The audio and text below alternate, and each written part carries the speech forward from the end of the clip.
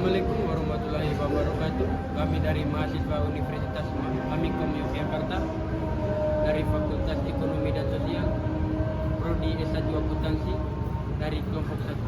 Oke, pada kesempatan kali ini kami dari kelompok 1 akan mempresentasikan materi tentang penyelesaian audit. Sebelum masuk ke materi, izinkan kami memperkenalkan anggota kelompok kami terlebih dahulu. Saya Thomas Giovanni Batara. Di sini saya bersama rekan-rekan saya. Yang pertama, Hanan Fatan. Yang kedua, Muhammad Gali Satria. Yang ketiga, Zafri Harun. Yang keempat, Dylan Rama Costa. Nah, di video ini kami akan membedah topik ini secara mendalam. Jadi, pastikan teman-teman tonton sampai habis ya. Jangan lupa like, komen, dan subscribe. Yuk, langsung saja kita mulai penjelasan dari bagian pertama. Oke, yang pertama kami akan menjelaskan apa itu penyelesaian audit. Audit tidak berhenti begitu auditor selesai mengecek angka-angka di laporan keuangan. Ada satu tahap terakhir yang sering luput diperhatikan orang awam, yaitu penyelesaian audit atau audit completion. Di tahap ini, auditor menutup semua pekerjaannya, memastikan tidak ada bukti yang tertinggal, lalu memutuskan opini apa yang pantas diberikan atas laporan keuangan tersebut. Oke, selanjutnya, kenapa penyelesaian audit itu penting? Yang pertama, menangkap risiko terlewat. Memastikan tidak ada kejadian penting setelah tanggal neraca yang mengubah gambaran keuangan. Yang kedua, menimbang bukti secara akurat. Menilai apakah seluruh bukti audit yang terkumpul sudah cukup dan saling mendukung. Yang ketiga, mengecek konsistensi.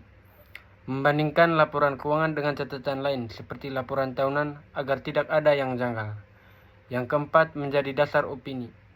Semua simpulan di tahap ini menjadi pijakan auditor sebelum menandatangani laporan audit. Selanjutnya, alur kerja di tahap penyelesaian audit. Yang pertama, review peristiwa kemudian. Cek kejadian setelah tanggal neraca sampai laporan audit terbit. Yang kedua, evaluasi kelangsungan usaha. Menilai apakah perusahaan masih layak dianggap going concern. Yang ketiga, meminta surat pernyataan manajemen. Konfirmasi tertulis dari manajemen atas hal-hal yang diaudit. Yang keempat, rangkuman dan evaluasi temuan. Menimbang salah saji, lalu menentukan jenis opini yang tepat. Selanjutnya, subsequent event review. Antara tanggal neraca dan tanggal laporan audit ditandatangani, bisa saja terjadi sesuatu yang mengubah gambaran keuangan perusahaan, gugatan hukum baru, kebakaran gudang, atau bahkan keputusan merger. Auditor wajib menelusuri periode ini. Kejadian yang menegaskan kondisi yang sudah ada sejak tanggal neraca, laporan keuangan disesuaikan. Kejadian yang baru muncul setelah tanggal neraca cukup diungkapkan lewat catatan kaki. Oke, untuk yang selanjutnya, masih bisakah perusahaan ini bertahan? Evaluasi kelangsungan usaha going concern menilai apakah perusahaan diperkirakan masih bisa beroperasi normal minimal 12 bulan ke depan sejak tanggal laporan keuangan. Sinyal yang diwaspadai. Yang pertama, kerugian operasional berulang dalam beberapa periode. Yang kedua, kesulitan membayar utang jatuh tempo. Yang ketiga, kehilangan pelanggan atau pemasok utama. Dan yang terakhir, tuntutan hukum besar yang belum selesai. Nah, untuk selanjutnya itu ada kalau sinyalnya kuat. Kalau sinyalnya kuat, auditor akan menambahkan paragraf penekanan tentang keraguan atas kelangsungan usaha di dalam laporan audit, bukan langsung menolak memberi opini. Kemudian ada surat pernyataan manajemen. Sebelum laporan audit terbit, auditor meminta manajemen menandatangani surat pernyataan manajemen representation letter.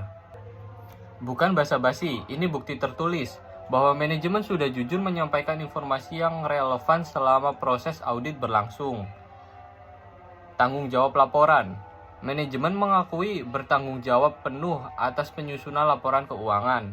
Kemudian ada keterbukaan informasi. Menegaskan seluruh catatan dan dokumen yang diminta sudah diberikan ke auditor. Dan yang terakhir ada kejadian yang diketahui, menyatakan tidak ada kecurangan atau pelanggaran yang disembunyikan dari auditor. Opini audit, wajar tanpa pengecualian. Laporan keuangan disajikan secara wajar, tanpa catatan berarti. Kedua, wajar dengan pengecualian. Wajar secara umum, kecuali pada satu atau beberapa hal tertentu.